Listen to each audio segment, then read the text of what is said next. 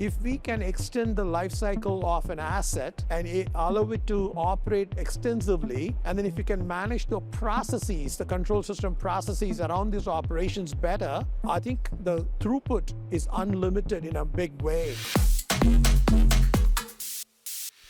The 6.5 is on the road here at Dell Technologies World 2026 here in Las Vegas.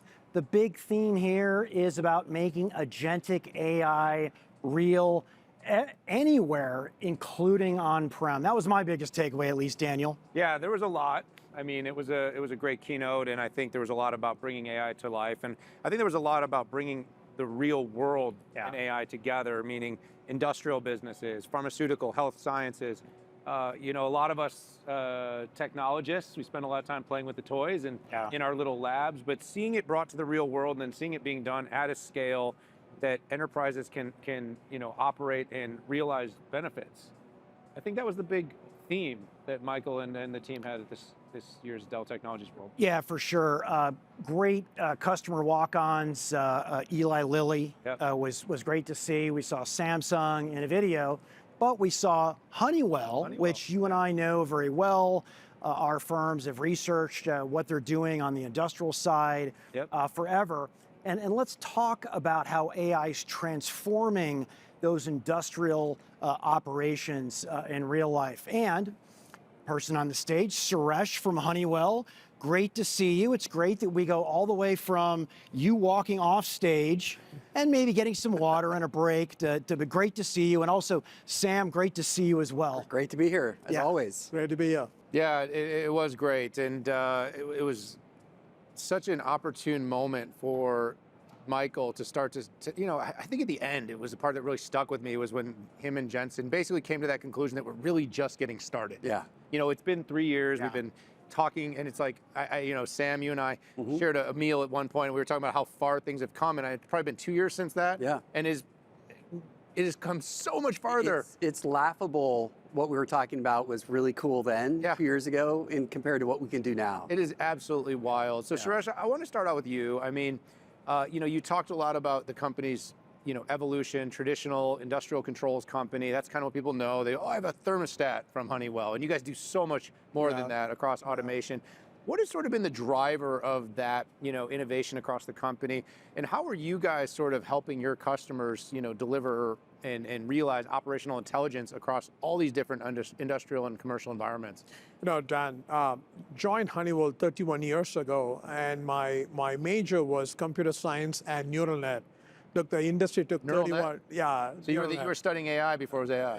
Exactly. It took 31 years for us to really talk about transformational impact that it's bringing into the industrial world right now. The reason that I joined Honeywell at that point in time, it was a control system company by heart, and be it aerospace, commercial building, industrial environment. What we have done in the last 140 years is incredible. We actually deliver a controls platform for them to run their operations, either a large commercial building in a data center world or industrial plant at optimal level. Our customers expect, say, 99.69 Six Sigma performances. Now, if you ask the question, have we leveraged AI all our years? Yes, it was a deterministic model. Machine learning systems. We have used it for a very long period in time. What's interesting in the last 2 to 3 years is you have these foundational models that have come in, which is a probabilistic model, idea of incorporating that into a deterministic world to say, all right, we build systems that can see and act, but can you actually build a system that can see, think, act, and learn? I think that's the pivot point. So the question for us is, our customers are happy with what we delivered, but with a combination of thinking and reasoning and learning systems, if we can bring it back into the industrial world, the value will be incredible. So at this juncture, as we work with our customers, everyone are looking for a new additional value where they can extend the value of their assets, operational side. So our operational intelligence that we had is probably, in my opinion, is going 2x and 3x than what we have done in the past. So it's an exciting period. That's one of the reasons our partnership with Dell and NVIDIA and trying to really build an AI stack and helping them up. it's a great beginning. Our customers deserve it, and we believe that we can bring that category faster, which we call a physical AI transformation. Yeah, so Sam, gosh, believe it or not, we were all talking about the previous AI wave about 8 years ago, but Dell is very much ingrained in this OT world. And I remember things like servers that were applied on the back of a forklift or in an elevator shaft. Pretty much anywhere that you needed the compute, there was a Dell configuration that was available. And here we are now. And I just, I think the previous generation, we just didn't have enough compute to do enough of the AI. Some of it we did, and some of it was really good. But it just seems like we can do so much more now. You are doing a lot of business in OT, and I'm curious, what is it about the Dell AI Factory that you've optimized for this? You're obviously doing well. What is really hitting? Yeah, so look, we talked about the 5,000 customer milestone, which we just achieved, Honeywell being one of our great new customers that are really seeing the advantages of how do we make it easier for enterprises to deploy this.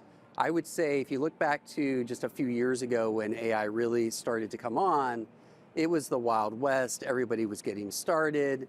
People were doing POCs.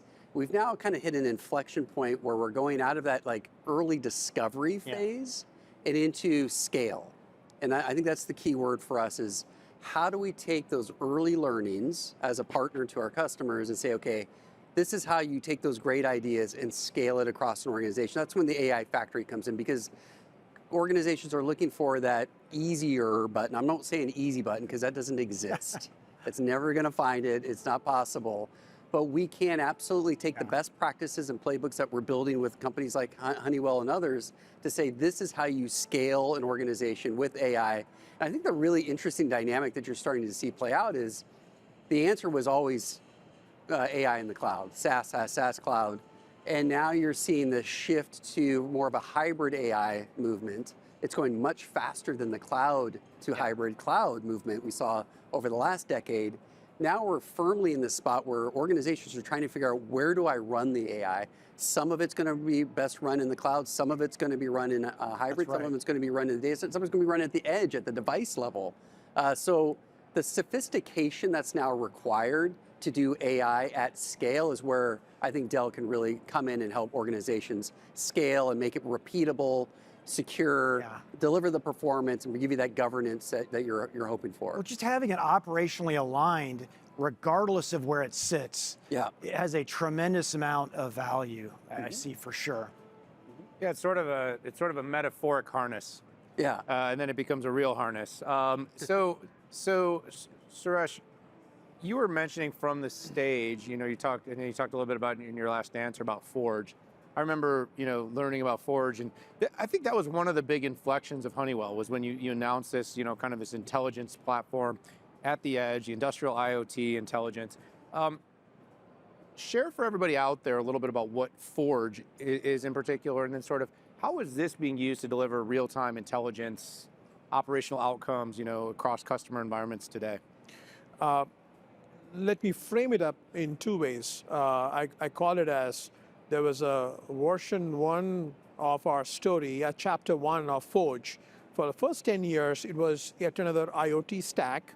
We were able to connect back to our customers' operations, able to pull the operational data. We were able to provide them insights based on connecting to their assets to the process and control system. And so the first generation brought in few things. Connectivity, visibility, and then providing a workflow-based application for them to solve, optimize their operation. But the AI world, the last year or so, obviously things are transforming every single week and every single day. The first generation was generative AI. We brought in generative AI, foundational model, blended on top of Forge, and we said, look, let's take last 20 to 30 years of our operational insights and domain knowledge, things like technical publication to the service tickets. We trained the model so that it started guiding and assisting the operators, plant operator or building operator, so that they were making decisions very, very quickly. But then in the last 6 to 8 months, you started realizing the physical AI world has evolved much stronger. We felt Honeywell should be leading in this category because we deal with more than 50 to 60 million assets. Those assets are industrial assets, commercial building assets.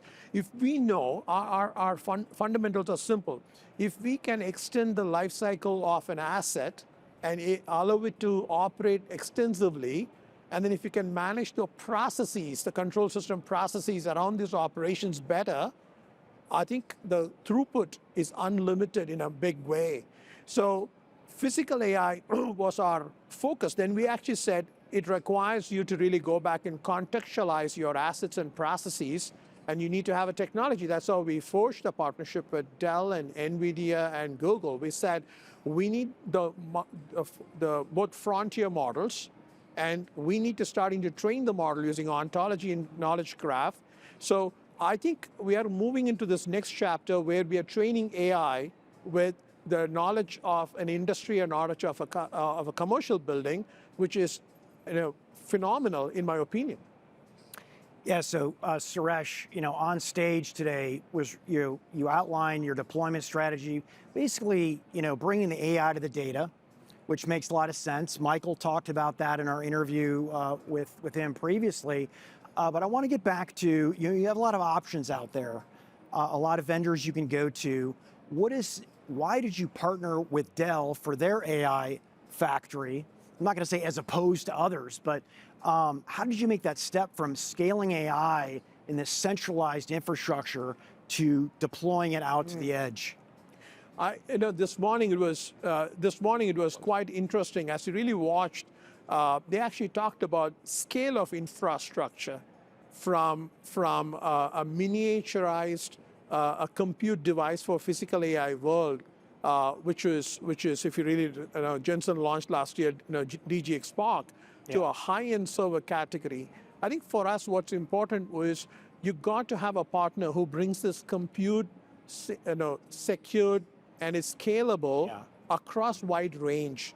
That provides my customer a continuation and confidence enough to scale their industrial AI operation. So that actually made it very, very clear. On top of it, the partnership between Dell and NVIDIA makes it a lot more real because AI Factory needed me to really bring in simulation, Omniverse platform, the frontier models, ability to really deploy at scale, like in the agentic AI platform with NemoClaw, a combination of a compute infrastructure, AI frontier model and simulation is so critical in a physical AI world. So it was a very natural transition for us to starting to work with them. Obviously, in the past, we kind of left it as an IT decisions to deploy your control system to ship it. But now they're going to be part and parcel of re-innovating our new platforms. That makes sense. All right, well, Sam, we only have a minute or two left, but Sure. Bring it home. Great to hear from Suresh. Dell has been a significant customer zero. That goes back to the conversations we've been having. Just kind of love your take for everyone out there about sort of how do you, whether it's Suresh's examples, your examples, what is it about bringing AI experimentation to life and doing this at scale? Share a few bits of wisdom for everybody out there. Yeah. So it's been a fun journey going from 0 customers to 5,000 now. We've learned along the way. I think that's a really critical factor that we bring to the table is those key learnings, those blueprints, those playbooks that we've been building. And we're moving out of that phase of last year it was just get started somewhere. We're through the get started phase. We're now in make it real and scale it. And that's requiring a full rewriting of workflows end to end across an enterprise. It's no longer a phone a friend or phone an expert when you need some help. No, create the expert, flat out, and create the most excellent capabilities across an organization, agentify that, and then let the humans come in and provide the human touch when required. That's a lot of work. That is a tremendous amount of rewriting. We're partnering with our customers today to really make sure that we provide them the experiences, those playbooks to do that the right way, think end to end, so they can accelerate their journey on AI. So it's been a blast, and like we were saying earlier, it's like what a fun place to be in right now. Every single week there's something new. It's just so much fun. Well, and getting to work with Suresh has been great. So well, Suresh, congrats on all your progress, and we look forward to continuing to track Honeywell Sam, of course, we'll be with you through this journey. Thanks both for spending some time with us. Thank you. Thanks Thank you so both. much. Thank you. And thank you, everybody, for being part of this 6.5. We are on the road here in Las Vegas for Dell Technologies World 2026. Stay with us for more programming.